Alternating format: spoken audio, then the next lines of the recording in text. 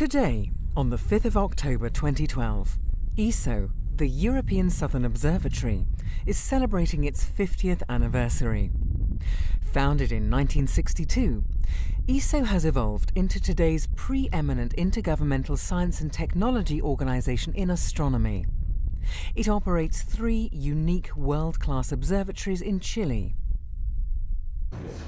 Astronomers from all over the world have used ESO's telescopes to make many important scientific discoveries over the past 5 decades. These findings have helped to unravel secrets of the cosmos and to better understand our universe.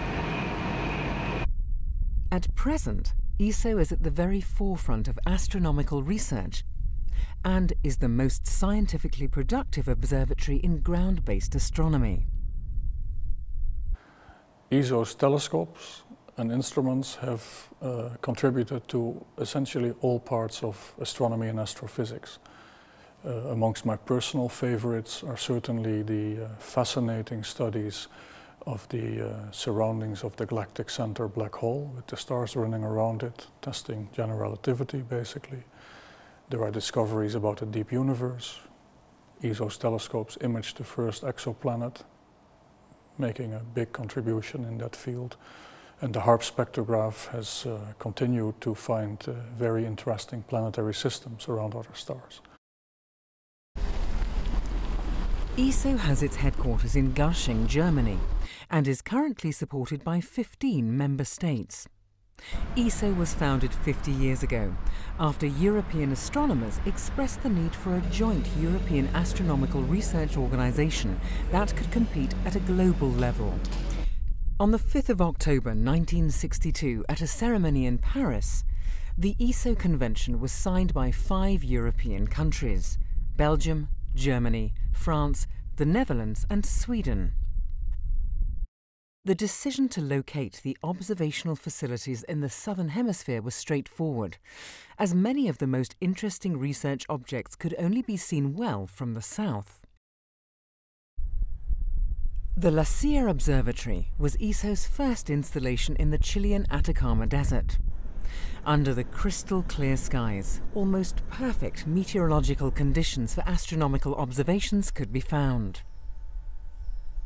La Silla paved the way for many groundbreaking discoveries. Today, La Silla is equipped with several optical telescopes up to 3.6 meters in size. The 3.58-meter New Technology telescope broke new ground in telescope engineering, as it was the first of its kind to use a thin, flexible, computer-controlled main mirror. The ESO 3.6-meter telescope houses HARPS, the world's foremost exoplanet hunting machine, a spectrograph with unrivaled precision. In recent years, a great number of exoplanets have been detected with this powerful instrument. In the 1990s, ESO constructed the Very Large Telescope, the VLT for short, at Cerro Paranal.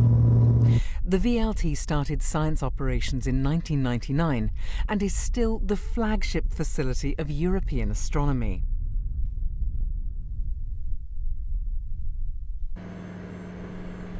The VLT consists of an array of 4 giant 8.2-meter telescopes. It can also be supplemented by 4 movable 1.8-meter auxiliary telescopes. In this mode, the VLT acts as a giant optical interferometer, delivering images with unprecedented sharpness. The VLT, which is equipped with state-of-the-art instruments, uses many advanced technologies, including the use of active and adaptive optics, interferometry, and laser-guided stars. The highly efficient VLT provides the astronomical community with a wealth of data. For example, the VLT took the first images of an exoplanet, and its observations have helped to obtain the most detailed view ever of the surroundings of the supermassive black hole, which resides at the heart of our Milky Way galaxy.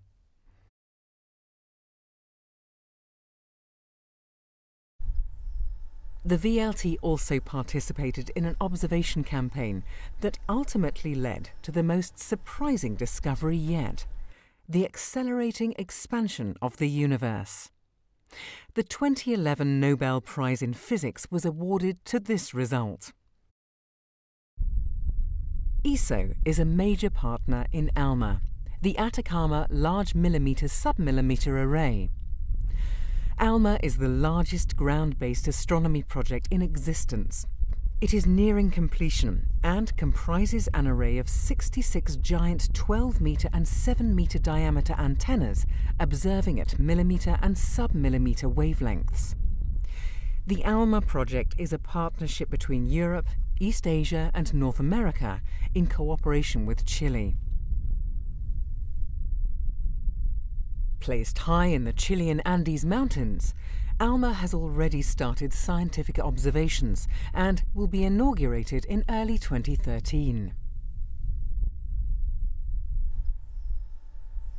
The next step, beyond the current facilities, is to build the gigantic European Extremely Large Telescope, the EELT for short.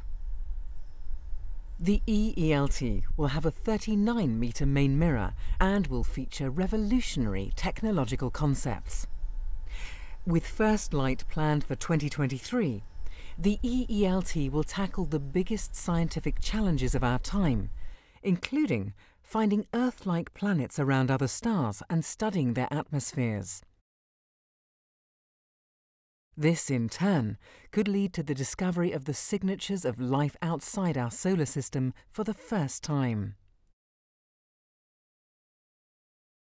The EELT will also make fundamental contributions to cosmology by measuring the properties of the first stars and galaxies, probe the nature of dark matter and dark energy, and eventually may solve the riddle of the accelerating expansion of the universe.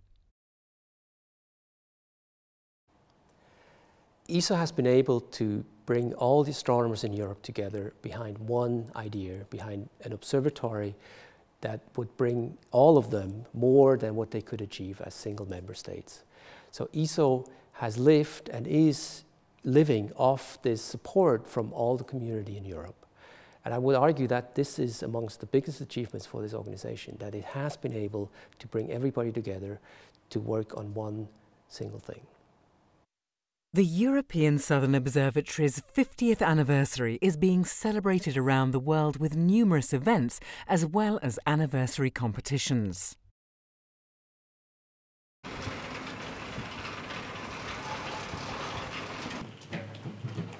For example, Brigitte Bayeul from France won the Tweet Your Way to the VLT competition and travelled to Paranal to observe the Thor's Helmet Nebula with the VLT. This was picked by the public in a competition. So she is now a full expert and she's going to start the observations. Please. This morning was the first time in the history of the Very Large Telescope Okay, where so now we members have of the public sent the took charge comment of the to telescope start the and observations. decided what to observe. Wow, that's really incredible. This is 30-second exposure time on the VLT. That's what you get. So this is really incredible, and it's really, I did not expect it like that. So what do you think, Brigitte? It's great.